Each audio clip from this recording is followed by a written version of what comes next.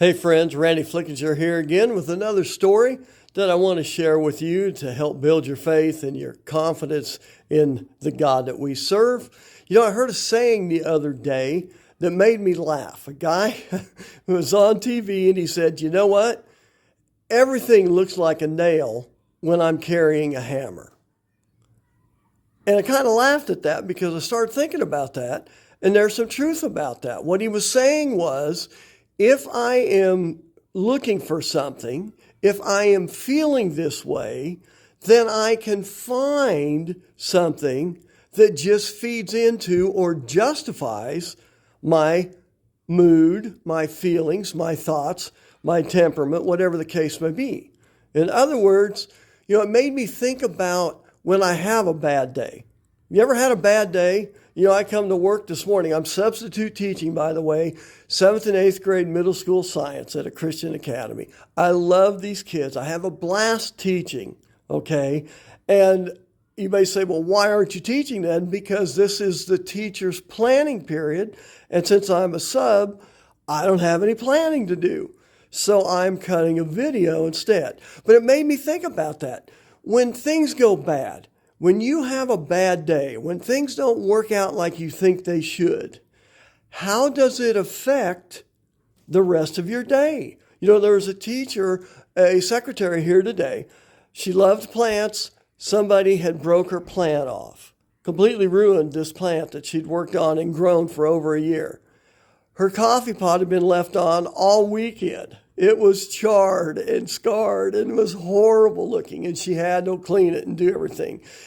She had teachers lined up needing her to make copies, give us attendance slips. You get the idea.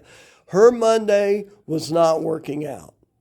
And the crazy part is sometimes that's our life. It feels like everything we touch goes wrong. It goes to crap. It just does. What you have to learn to do, and what God would tell us to do, is to set it aside, draw a line in the sand, and say, you know what? My day up to this point has been terrible. But from here forward, I'm not going to carry a hammer looking to hammer every nail I can find. I'm not going to look for problems. I'm not going to tint what I see in life with my bad mood, with my bad morning. I'm going to start over, and I'm going to start over using the knowledge and the faith that I have in Jesus Christ, that He is watching over me, that no matter what has happened to you prior, stop, take a minute, say a prayer, clear your mind, and then start over. Go, proceed. He tells us all kinds of verses that ought to help us do that. Matthew 19:26, peace I leave with you. My peace I give you. And there's no peace greater than that from Jesus Christ. Not as the world gives, do I give to you. Let not your hearts be troubled, neither let them be afraid. Did you hear that? Not as the world gives peace. We think we got elections going on. We think, well, this party, this candidate, this job, this person, this relationship, this friend, this and job pay increase, you name it, we think it's going to give us peace. It's going to fix our problems. It's going to fix our life.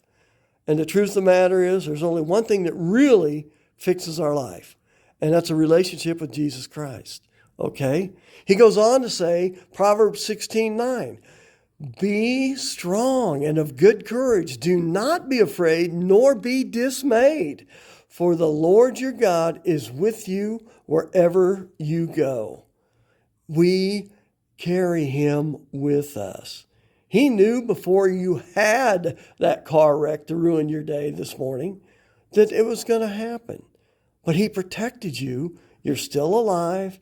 You're still able to live and recover.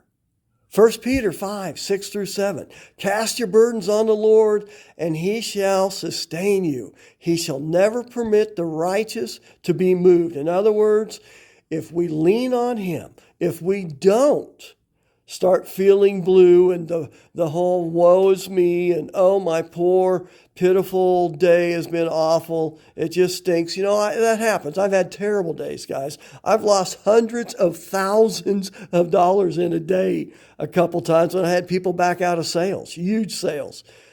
But that being said, the bottom line is my wife still loved me. My kids still love me. I still had a job. I still was able to eat supper. You see what I'm getting at? I didn't want to carry the hammer of frustration any further. It was time to let it go and look at what was around me. Finally, Romans 8:28. And we know all things work together for good to those that love God, to them who will come to Him and His love. Okay? All things work for good, even the tough stuff. He's forming you, He's shaping you, and He wants to encourage you if you listen to those passages. He's trying to show you that you still get to decide, no matter what bad things happen, how bad of a day do you really have. Thanks for listening. Be encouraged. Be strong. Share this message with anybody that needs to hear it. And remember, when things go bad, draw a line in the sand, take a minute, pray, and then charge forward. And know that He's got you. He has not bailed on you. Thanks for listening, guys. Bye-bye.